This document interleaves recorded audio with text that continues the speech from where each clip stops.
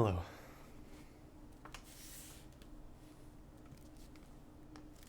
Here for another story.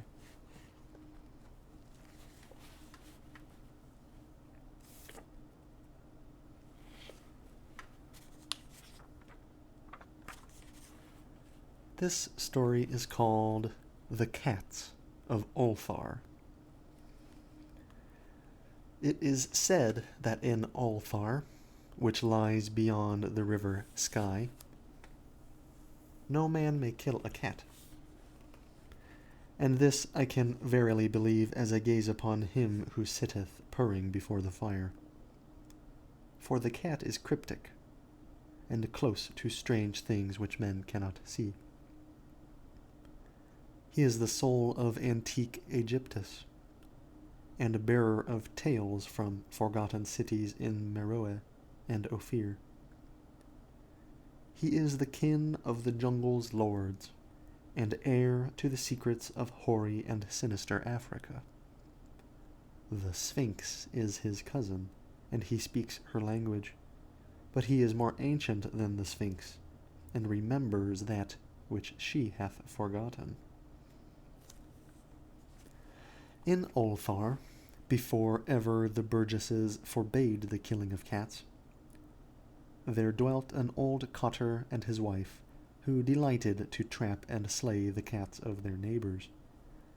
Why they did this I know not, save that many hate the voice of the cat in the night, and take it ill that cats should run stealthily about yards and gardens at twilight. But whatever the reason, this old man and woman took pleasure in trapping and slaying every cat which came near to their hovel. And from some of the sounds heard after dark, many villagers fancied that the manner of slaying was exceedingly peculiar. But the villagers did not discuss such things with the old man and his wife, because of the habitual expression on the withered faces of the two, and because their cottage was so small and so darkly hidden under spreading oaks at the back of a neglected yard. In truth, much as the owners of cats hated these odd folk, they feared them more, and instead of berating them as brutal assassins, merely took care that no cherished pet or mouser should stray toward the remote hovel under the dark trees. When through some unavoidable oversight a cat was missed, and sounds heard after dark, the loser would lament impotently, or console himself by thanking fate that it was not one of his children who had thus vanished.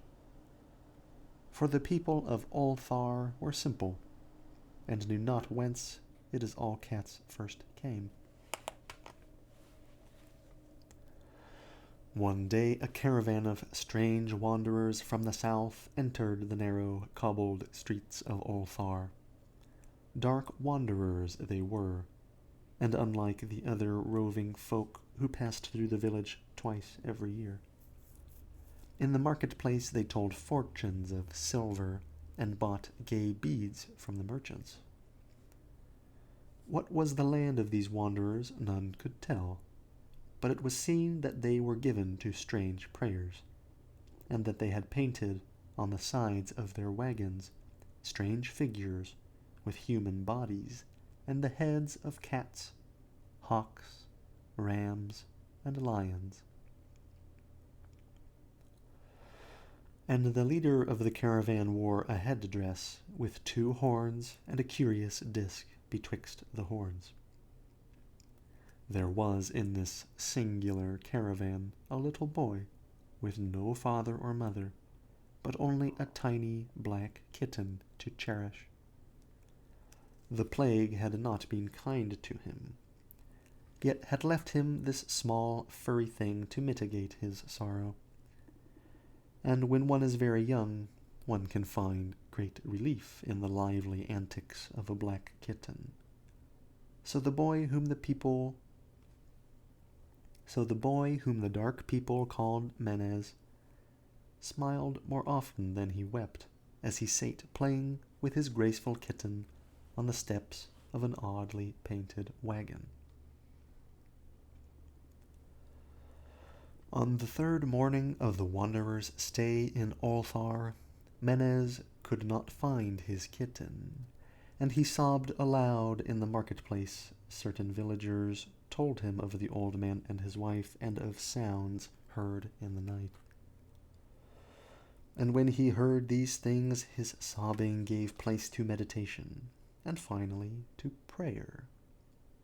He stretched out his arms toward the sun, and prayed in a tongue no villager could understand, though indeed the villagers did not try very hard to understand, since their attention was mostly taken up by the sky and the odd shapes the clouds were assuming. It was very peculiar, but as the little boy uttered his petition, there seemed to form overhead the shadowy, nebulous figures of exotic things, of hybrid creatures crowned with horn-flanked discs. Nature is full of such illusions to impress the imaginative. That night, the wanderers left Ulthar and were never seen again. And the householders were troubled when they noticed that in all the village there was not a cat to be found. From each hearth the familiar cat had vanished. Cats large and small, black, gray, striped, yellow, and white. Old Crannon, the burgomaster, swore that the dark folk had taken the cats away in revenge for the killing of Menez's kitten, and cursed the caravan and the little boy. But Nith, the lean notary, declared that the old cotter and his wife were more likely persons to suspect, for their hatred of cats was notorious and increasingly bold. Still, no one durst complain to the sinister couple, even when little Atal, the innkeeper's son, vowed that he had seen at twilight all the cats of Ulthar in that accursed yard under the trees, pacing very slowly and solemnly in a circle around the cottage, two abreast, as if in some performance of some unheard-of rite of beasts. The villagers did not know how much to believe from so small a boy, and though they feared that the evil pair had charmed the cats to their death, they preferred not to chide the old cotter till they met him outside his dark and repellent yard. So Ulthar went to sleep in vain anger, and when the people awaked at dawn, behold, every cat was back at his accustomed hearth, large and small, black, gray, striped, yellow, and white. None was missing. Very sleek and fat did the cats appear, and sonorous with purring content.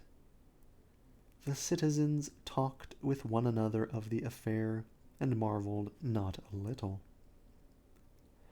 Old Crannon again insisted that it was the dark folk who had taken them, since cats did not return alive from the cottage of the ancient man and his wife. But all agreed on one thing, that the refusal of all the cats to eat their portions of meat or drink their saucers of milk was exceedingly curious.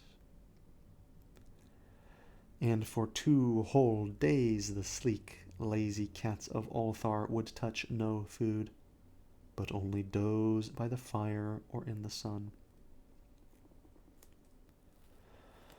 It was fully a week before the villagers noticed that no lights were appearing at dusk in the windows of the cottage under the trees. Then the lean Nith remarked that no one had seen the old man or his wife since the night the cats were away.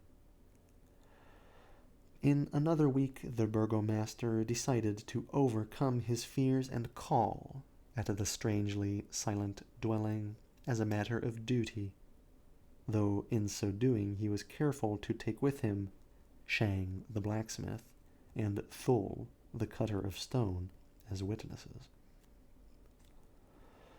And when they had broken down the frail door, they found only this: 2 cleanly picked human skeletons on the earthen floor, and a number of singular beetles crawling in the shadowy corners. There was subsequently much talk among the burgesses of Ulthar. Zotley, the coroner, disputed at length with Nith, the lean notary, and Crannon and Shang and Thul were overwhelmed with questions. Even little Atal, the innkeeper's son, was closely questioned and given a sweetmeat as reward.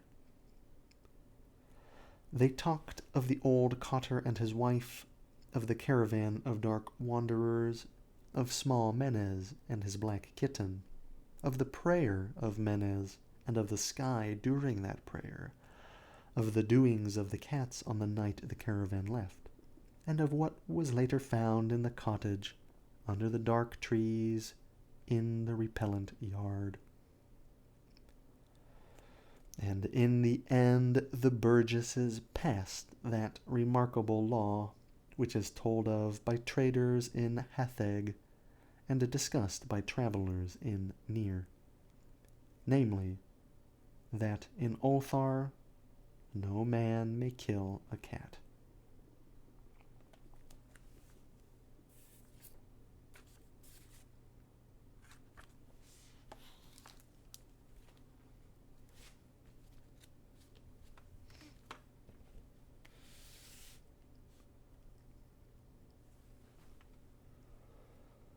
All right. I hope you enjoyed the story. I know I did. Until next time.